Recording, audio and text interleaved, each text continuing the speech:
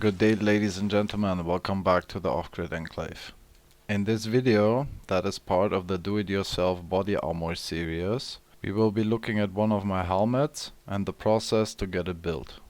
The story behind the helmet is quite simple. For my other experiments like pyrolysis, I wanted something with a reasonable amount of ballistic protection for the face, as well as reasonable amount of protection for the rest of the head. Instead of reinventing the wheel and designing something from scratch, or going for something ridiculously overpriced from the army surplus, I decided to modify an existing old design which is called Schuller helmet from the medieval times. After finishing the helmet build, I did recognize a certain pattern that I was aware of before. With the paint layer, the helmet looks very close to a Sisters of Battle helmet from the Warhammer 40,000 universe. I would like to point out that this was not really planned that way. So this is not a cosplay video per se, but if you want to see it as a cosplay build for a helmet, then fine with me. To have a working base, I bought this live action roleplay helmet online that is made out of 1.2 millimeters of steel. It was rather cheap and the quality overall is lacking, but as a base for construction this will do. The helmet came with a horrible excuse of a head strap system, so I had that removed. You can see after the removal of the head straps there's a rather clean surface to work with. On here now you can see the parts that we will be using to add ballistic properties to the helmet. These are soft Kevlar paddings for flak vests. They have a ballistic rating of SK1 and are usually used in the neck area of flak vests. We bent the soft Kevlar paddings into the helmet shape and positioned them inside to cover as much area as possible. To fix them for the moment I will be using strong duct tape. The front visor system that came with the helmet has a convenient gap so I can fit two soft Kevlar paddings on the forehead. This is quite a good base to start with. 1.2 millimeters of steel, in addition one layer of Kevlar padding all around and 2 layers of Kevlar paddings on the forehead. To reinforce the mouth guard of the helmet, I used a plate of 1.5 millimeters compressed Kevlar fiber. This is barely bendable. In combination with the steel plate, this will offer minimum ballistic protection. We will further reinforce that part. Up next I will be showing the main material to reinforce the helmet further, to fix the existing Kevlar paddings in place. This material can also be used or subsidized for Kevlar when building your own armor plates. Behold the mighty fiberglass. Here you can see a selection of different fiberglass structures, material sizes, structure densities and all sorts of shapes.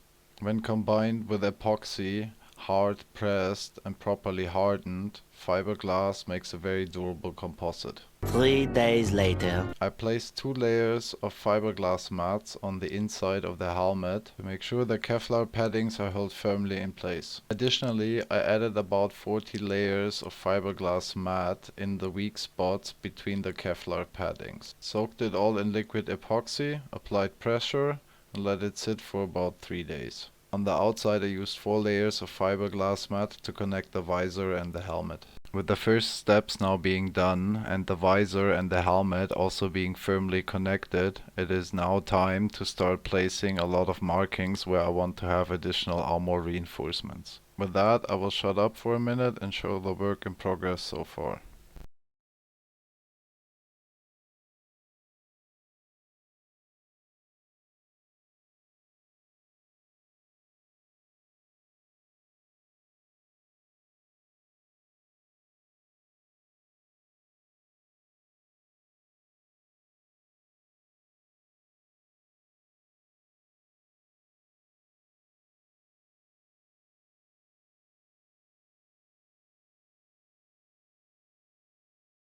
A few moments later. In the next step I properly connected the visor and the helmet. Earlier already I replaced the screws with M10 steel screws and added washers to make sure that connection was as stable as possible. For the gap between the helmet and the visor I used a special epoxy that is usually used to repair the auto holes of cars. I further reinforced that by mixing it with fiberglass fibers and stuffing it firmly into the gap. A few moments later. The good and the bad side of this very strong car epoxy, it hardens in about 45 minutes, so one can do multiple steps in the same day. What we did on the outside, we're gonna repeat on the inside. All the gaps that were originally meant to have movable armor pieces, we are gonna fill with this epoxy compound to generate a firm, solid base.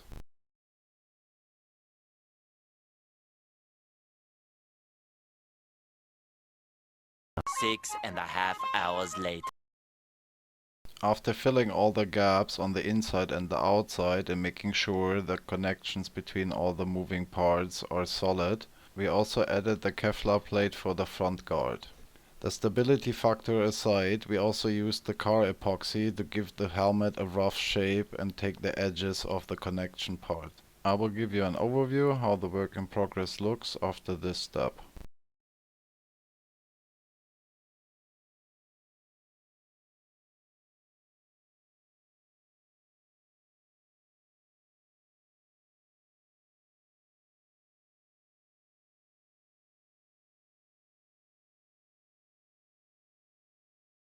In the next step, we will be adding further soft Kevlar padding in the back side of the helmet, or better say in the neck area of the helmet.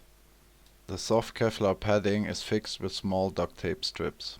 We covered that with one layer of fiberglass mat and fixed that with paper tape. I used paper tape so the epoxy can nicely soak into the tape and generate a nice composite. As always with fiberglass, we add liquid epoxy, put on pressure and let it sit for 3 days. 3 days later. This step I will be showing during the hardening process. As you can see, I use screw clamps for the parts where I need pressure. In this step, we are adding about 60 layers of fiberglass mats on the side where the visor and the helmet connects. Basically the piece behind your eyelid. This is where you can see the clamps are sitting.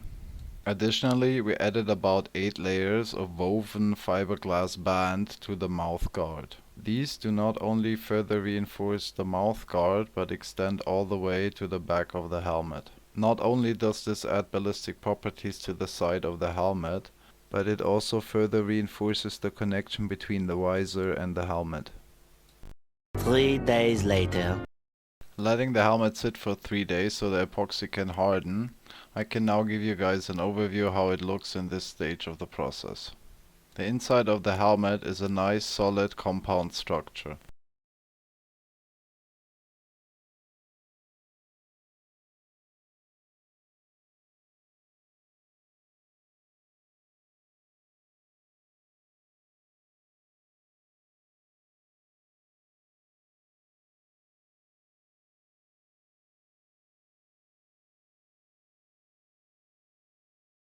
But there's more work to be done, so up next we will be looking at building the side plates for the cheeks.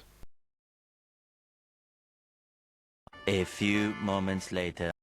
A few moments for you and many screw clamps later for me, we have 80 layers of fiberglass mat fixed to both of the cheek sides. As you made it this far into the video, consider leaving a like if you enjoyed this content. Subscribe and hit the bell to keep up to date with further videos. If you have questions, input or anything of that order, don't be shy, hop on our Discord. I'll put the link down there in the description. Or leave a comment and I'll see to respond. In the next step, I added 8 layers of woven fiberglass mat to the mouth guard. In this overview you can also nicely see the side armor that we made with the fiberglass on the cheeks. Hard pressed fiberglass and epoxy composite is a valid substitute for Kevlar, but it does require more material thickness to achieve the same ballistic strength. Here you can see we already achieved a very nice level of all-around protection.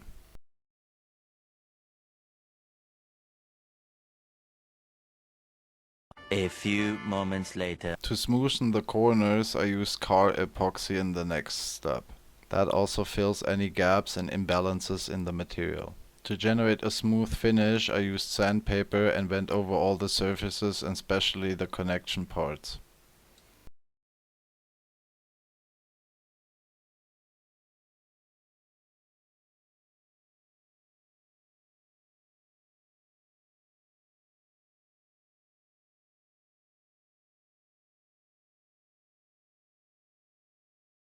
3 days later. To further increase the stability of the helmet and the connections, I added more woven fiberglass bands all over the helmet as well as the front head. The mouth guard also gained additional 8 layers of woven fiberglass band. For the mouth guard, that totals up to 16 layers on the outside and 8 layers on the inside. The ballistic works on this helmet are done so far. There needs to be a bit more sandpapering to make sure all the surfaces are really smooth before the color goes on. A few moments later. And just like that, thanks to the magic of the internet, we have already painted the helmet. I used a very robust metal paint that is designated to be used on oil rigs. I'm not sure if this will stay as its final color scheme, but for now this will do. To have the head rest comfortably inside the helmet, I used a bump cap. What I did was, I cut the front shield off a bump cap and placed the bump cap solidly inside the helmet. It fits quite nicely and leaves about no wiggle room. The bump cap does not only allow the head to rest comfortably, but it also adds trauma protection properties. The inside of the bump cap has about 2 centimeters of trauma pad. With that, thank you all for watching. I hope you enjoyed the video. Have a great day and make it count.